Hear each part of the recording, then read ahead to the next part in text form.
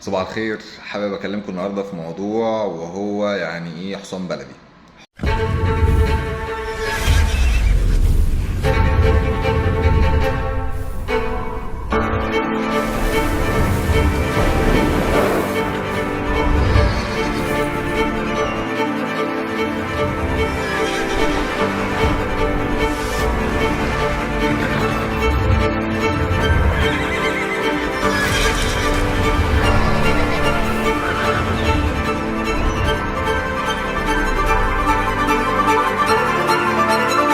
الحصان البلدي هو مش الحصان بس اللي احنا بنشوفه في الشارع، جرر العربية كارو، او ملوش اب وام.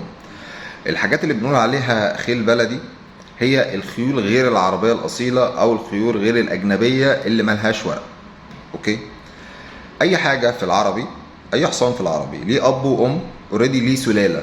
فطالما مفيش ورقة للسلالة دي ومدعمة بالبيدجري أو الرقم التسلسلي بتاع الشهادة أو بالمايكروشيب اللي محطوطة في رقبة الحصان، أي حاجة غير دولت فيبقى حصان بلدي. مش معنى ان هو حصان بلدي يبقى ان هو يكون حاجه بره السياق او حاجه معيوبه، ولكن هو لا يرتقي الى الحصان العربي في اساسات بتاعه اللي انت بتنقي عليها الحصان. الحصان العربي ليه اساسات. اولا الشكل، وهو معروف شكل الحصان العربي، وتقدر تشوف في الفيديوهات اللي نزلناها قبل كده شكل الحصان العربي ازاي. عظيم. تاني حاجه الورق which is البيدجري. لازم كل حصان عربي يسمى بالعربي الأصيل لازم يكون خارج من الزهراء أو من إنتاج مزارع حتى لو أجنبية، وليه ورقه، باسبور، مبايعاته، لازم يبقى متوفر كل الكلام ده. تيجي تقول لي مثلا أنا عندي حصان ومعاه شهادة بس معهوش مبايعة، ده حصان بلدي. عندي حصان معاه مبايعة بس انا مش عارف الرقم بتاعه التسلسلي ولا معايا الشهاده بتاعته. ساعتك بتطلع تسال في الزهراء عن الحصان ده. عظيم. وبيطلع لك رقم الحصان التسلسلي، وبتجيب ريدر، والريدر ده بيقرا الميكروشاب اللي موجوده جوه رقبه الحصان، او لو الحصان مكتوب عليه رقم اوريدي على الرقبه، مطبوع عليه الرقم على الرقبه. طيب ما لقيتش الارقام دي اللي موجوده في الشهاده اللي انت رحت بالمبايعه بتاعتك للزهراء، محطه الزهراء، ما لقيتهاش الارقام هي ده حصان بلدي للاسف. والحصان ده لو انت مثلا شاريه مثلا فور اكزامبل ب 100,000 فهو هيتفصل لك ب 20 30,000 على حسب طبعا حاجات كتير جدا جوه الحصان، ولكن في النهايه سيسمى ويتباع بحصان بلدي. عظيم. غير بقى الخيل البلدي البيور بلدي، هو حصان اتولد من حصان وفرسه بلدي موجودين في الحته الفلانيه، فده هو الراجل بيقول لك بلدي، وبقول لك ان هو بلدي. وفي اغلب الظن ما بيبقاش شكله شكل العربي، فبيبقى شكل البلدي ليه شكل معين كده لوحده. عظيم. ما بيبقاش فيه الدش اللي في الدماغ، الحميه والدم اللي موجود في ادائه.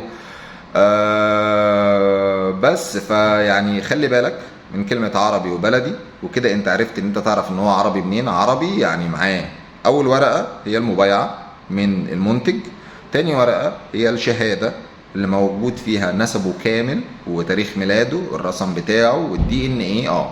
حاجة تانية، لو جات لك حصان ما فيهوش الدي ان ايه، بكلمة دي ان ايه هتلاقيها موجودة فوق على الشمال. دي ان ايه بيبقى مكتوب جنبيها نقطتين ونعم او لا او فاضية. عظيم. لو نعم يبقى انت كده تمام، يبقى الورقه دي مبعوث العينه بتاعتها وفعلا احنا معترفين ان الحصان ده حصان عربي اصيل. عظيم. طيب لو معايا الشهاده ومكتوب عليها الدي ان ايه لا، فدي ان ايه لا، انت هتروح تتشيك الموضوع ده في الزهراء، وتخلي صاحب الحصان يبعت الدي ان ايه بتاعه قبل ما تشتري، وبعد ما ياخد نعم على الدي ان ايه تشتريه ان هو حصان عربي اصيل. غير كده اكنه هو مش مديك شهاده معاه. دي ان ايه دي اكنها الشهاده، مع انك ممكن تبقى معاك الشهاده بس دي بتبقى شهاده مبدئيه مش شهاده معترف بيها. لما تيجي تبيع لي مثلا الحصان ده في اي وقت من الاوقات، هشتري منك انه حصان بلدي. اي حد غيري هيشتري منك انه حصان بلدي. فاهم قصدي؟ يبقى المبايعه، الشهاده او الباسبور. اورايت كده انت تمام جدا، ده حصان عربي. حط ختمك عليه وخد غيتك واتبسط بحصانك او بفرستك. غير كده مفيش.